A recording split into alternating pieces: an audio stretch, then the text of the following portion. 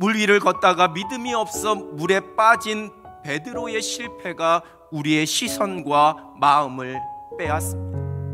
그리고 우린 늘 이 말씀 속에서 나는 과연 베드로처럼 끝까지 바람을 보고 무서워 빠지지 않을 만한 그러한 믿음이 있을까라는 생각을 하게 됩니다.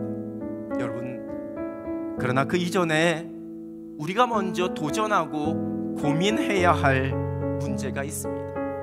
과연 나는 베드로일까?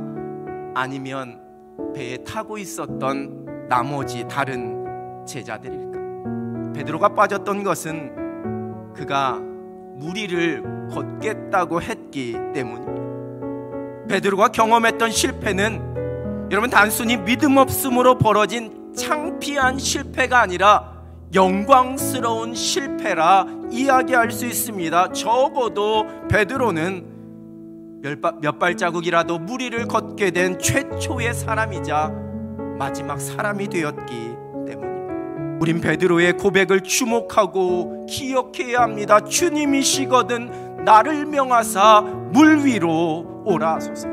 여러분, 무슨 말입니까?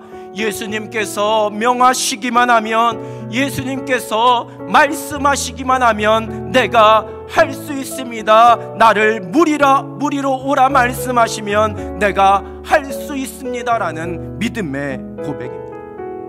여러분, 예수님의 말씀 없이 그냥 한번 나도 해보겠다라고 하면서 베드로가 물 위로 발을 내디뎠다면 그것은 베드로의 객기요 광신이요 시험에 불과합니다. 그러나 나를 명하사라는 고백, 예수님께서 말씀하시면이라는 고백이 있었기에 이것이 믿음이 되는 겁니다. 예수님께서 말씀하시면 내가 그 말씀대로 시도하겠습니다라는 믿음입니다.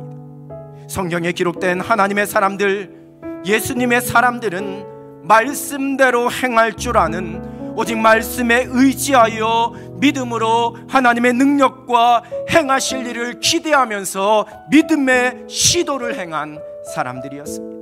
여러분, 우린 우리의 믿음을 우리 생각 속에만, 우리의 머리에만 머물게 하는 경향이 있습니다.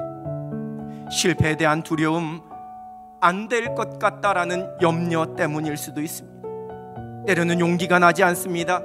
감당해야 할 많은 상황들을 계산해 보니 손해볼지 모른다는 두려움에 그냥 차라리 하지 않는 것이 낫겠다라는 생각에 시도조차 하지 않습니다. 교회에 헌신하려고 하니, 무언가 믿음의 작정을 하려고 하니, 무언가 믿음의 행함에 참여하려고 하니 걸리는 게 한두 가지가 아닙니다. 그래서 생각에만 머물게 됩니다. 때로는 감당하기 어려운 일들, 우리로 낙심하고 좌절하게 만드는 상황과 그 일들 앞에서 여러분, 우리는 한숨 짓고 염려와 불안 가운데 주저앉아 버릴 때가 있습니다. 믿음을 적용시키지를 못합니다. 하나님을 기대하지도 못합니다. 그래서 기도하지 않습니다. 소망을 노래하지도 못합니다. 마치 큰 소리치는 골리앗 앞에서 떨고 있는 이스라엘 백성들처럼 그저 한숨 쉬고 있습니다. 여러분, 그때의 소망 가운데 하나님께 모든 것 맡기며 기도하는 겁니다. 하나님께서 모든 것 가운데 가장 선한 길로 인도해 주실 것을 신뢰하며 결국에 승리하게 하실 살아계신 하나님을 찬양합니다. 그리고 담대히 그 모든 문제 앞에 서서 우리의 삶을, 우리의 믿음의 경주를 당당하게 살아냅니다. 이것이 바로 믿음의 시도입니다. 믿음의 시도를 하는 자, 하나님 앞에서 입을 크게 여는, 하나님 앞에 부르짖는 자에게 허락하시는 하나님의 약속입니다. 채워주십니다. 크고 은밀한 일을 행하여 주십니다.